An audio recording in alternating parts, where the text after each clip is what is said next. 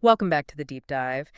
Today we're plunging into a world that really has fantasy fans buzzing. We're talking about House of Flame and Shadow, the latest book in Sarah J. Maas's, super popular Crescent City series. Our mission, really, for this deep dive is to give you a good, solid overview and a bit of a critique of this massive book.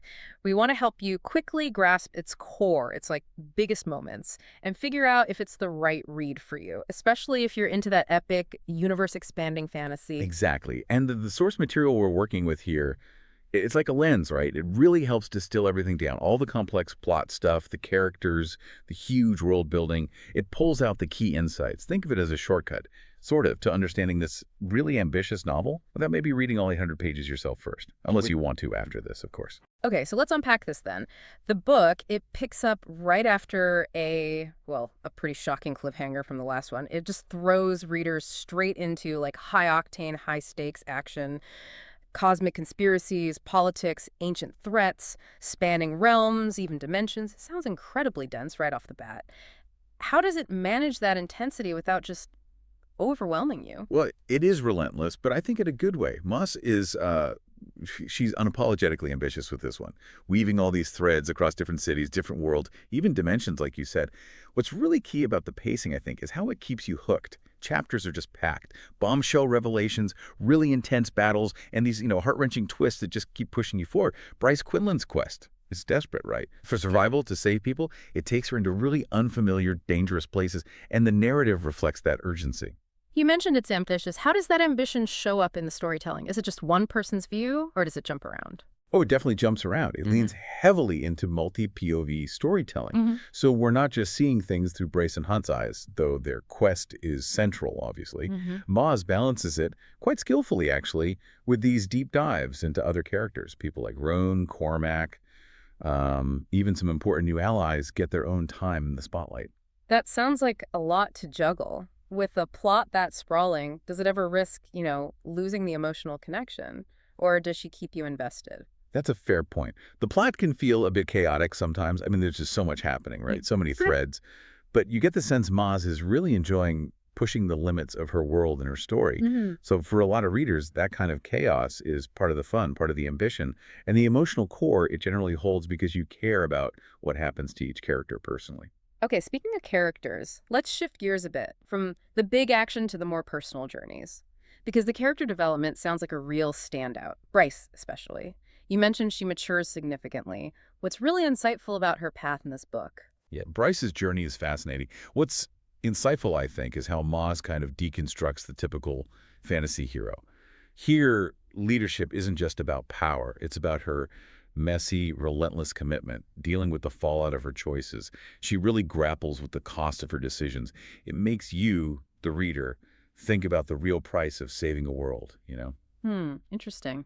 And while Bryce is going through all that, what about Hunt? How's he navigating things? Hunt's got his own intense struggles going on, questions about freedom, about love, and their romance, which has always been like a core part of the series, it gets more nuanced here, deeper maybe. It goes beyond just the big romantic moments to explore the sacrifices, the complexities of being together under all that pressure. And beyond Bryce and Hunt, you mentioned Thorian having a tragic but heroic arc. What stood out about his story? How does it add to the whole thing? Tharian's arc is really compelling. It's a redemption story, but it's gritty, full of real consequences, painful decisions.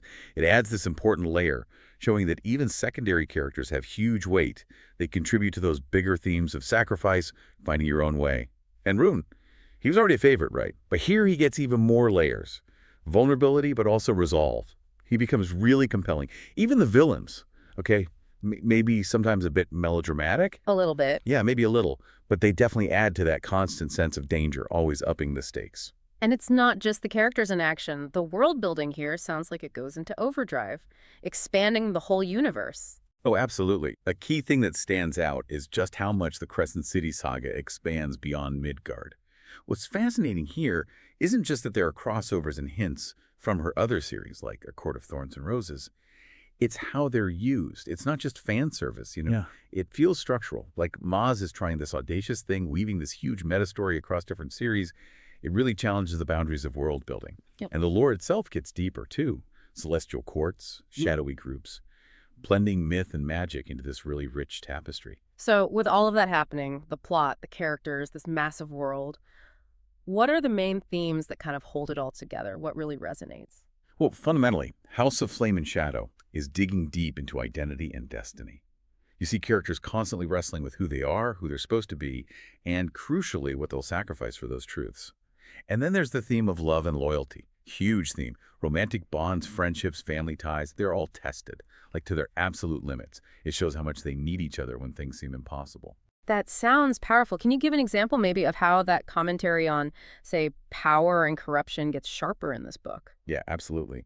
The series has always commented on power, but here it feels especially sharp and relevant. You really see it through the struggles against systemic oppression, how characters from marginalized groups have to navigate these entrenched power structures and eventually rebel.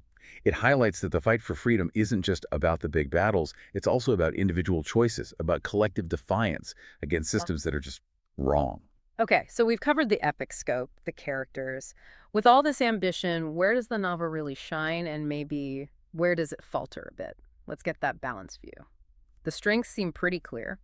Those cinematic action scenes you mentioned, the really rich emotional arcs that pay off, that witty dialogue that Maas does so well, and of course those big surprises connecting to her wider universe. That's a huge plus for longtime fans, right?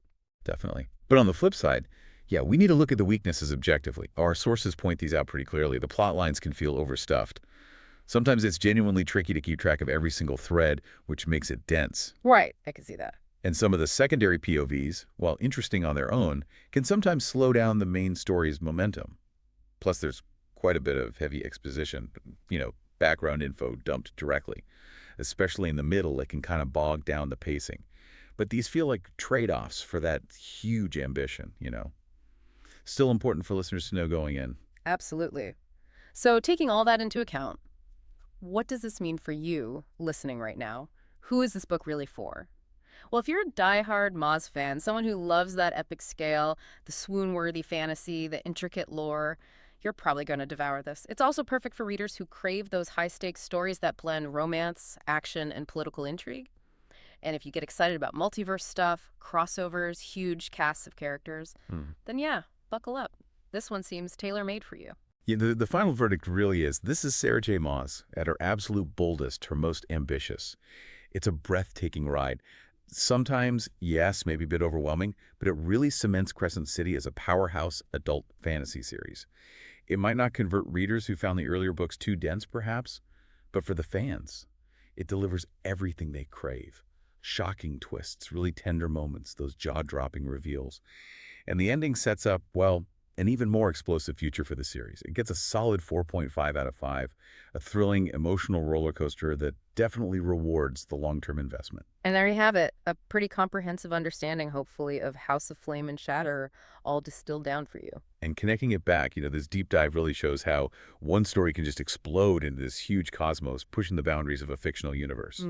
But it does raise a really interesting question for you, the listener. How much narrative complexity is too much?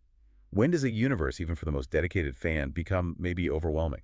Something to think about, perhaps, as you decide whether to dive into the book yourself. Until next time, keep exploring.